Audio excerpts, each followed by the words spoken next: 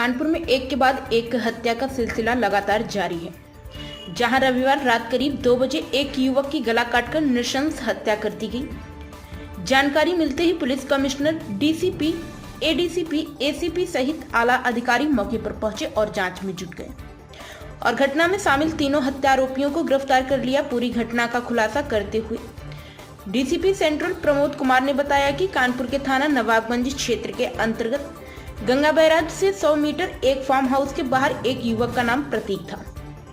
किराए के मकान में रहकर एसएससी की तैयारी कर रहा था, जो कि मूल रूप से कन्नौज का निवासी था। रविवार रात लिफ्ट मांगने के लिए 3 लोग सूरज दिवाकर, अंकुर सैनी और ललित निषाद के संपर्क में आया। ये तीनों ही नशे की हालत में थे और प्रतीक से झगड़ा करने लगे।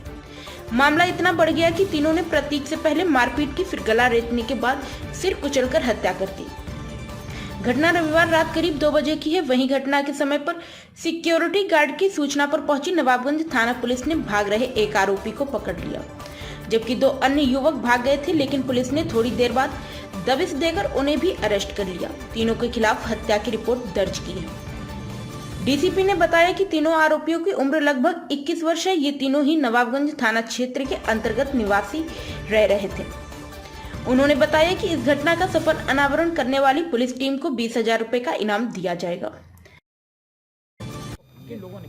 देखिए, ये हमें रात में सूचना मिली थी कि एक व्यक्ति को 3 लड़के मिलकर मार रहे थे ईंट पत्थर से।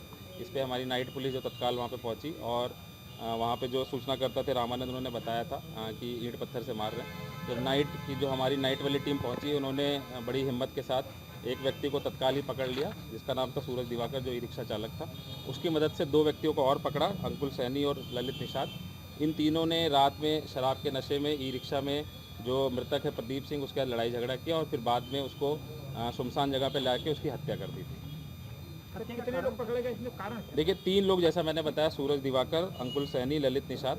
जिसमें सूरज दिवाकर वो ई रिक्शा चालक है, अंकुल सैनी इसका दोस्त है और अंकुल सैनी का दोस्त ललित निषाद है, जो कि यहाँ पे काम करता है, गंगा बैराज पे खाना बनाने का काम करता है। इन तीनों ने ही रात में शराब लगभग 9:30 बजे के आसपास पी और फिर बाद में जो मृतक है उसको अपने ई रिक्शा में बिठाया और काफ़ी देर तक इधर उधर घुमाते रहे, लड़ाई झगड़ा आपस में करते रहे। इसमें एक खास बात ये पता चली कि ललित निषाद का एक व्यक्ति से लड़ाई झगड़ा था, देवा करके, और उसी की रंजिशन में जब इसको पता चला कि ये दोस्त है इसका, तो इन तीनों ने मिलकर उसकी हत्या कर दी। सब दुश्मन के दोस्त के रूप में उसकी हत्या कर दी? जी बिल्कुल। जिस तरह हत्या हुई थी, पुलिस के लिए क्या प्रभाव पड़ा? देखिए, चूँकि हमारी पुलिस ने बहुत जल्दी इस घटना को लगभग मैं कहूँगा 6 घंटे के अंदर ही अनावरण कर दिया। जैसे हमने हिरासत मिला पूछताछ की, तो इन्होंने एक चीज़ पूरी बताई। ललित निषाद थोड़ा शातिर किस्म का था, इसने अपने कपड़े जो खून से सने हुए थे उसको फेंक भी दिया था, बट पुलिस ने उसको ही बरामद कर लिया है और सभी का हमने बेंजाडिन टेस्ट किया, उसमें पॉजिटिव भी आए हैं सारे लोग। और अभी जो पोस्टमार्टम की कार्रवाई वो चल रही है। बाकी हमने मुकदमा पंजीकृत कर लिया है और उनको जेल भेजा जाएगा। देखिए, नहीं, अभी तक ये चीज़ नहीं पता चल पाई, क्योंकि जब हमने डिटेल में पूछताछ करी तो तीनों ने ही मना किया कि व्यक्ति को हम नहीं जानते थे, बट चूंकि एक कॉमन लिंक जो देवा करके निकल के आया है वो ललित का दोस्त था और उसी के कारण इन्होंने प्रदीप की भी हत्या कर दी।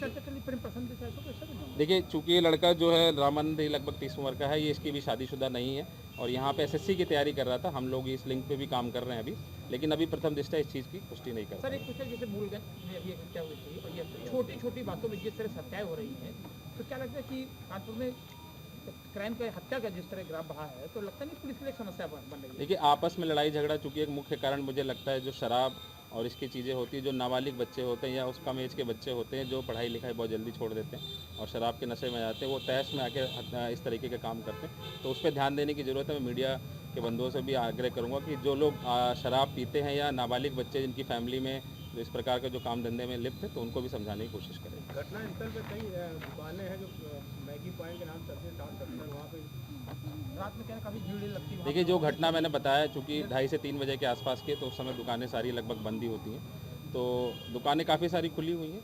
वो जिनकी आपस में आसपास खेत है वो लोग अपनी दुकानें चलाते हैं, बट उस समय पे दुकानें सारी बंद क्या कहा रहती है रिक्शा से तीनों भाई? जैसा मैंने बताया, इस व्यक्ति को पकड़ के बिठा के, क्योंकि कहाँ जा रहे थे? ई रिक्शा रोका आपने?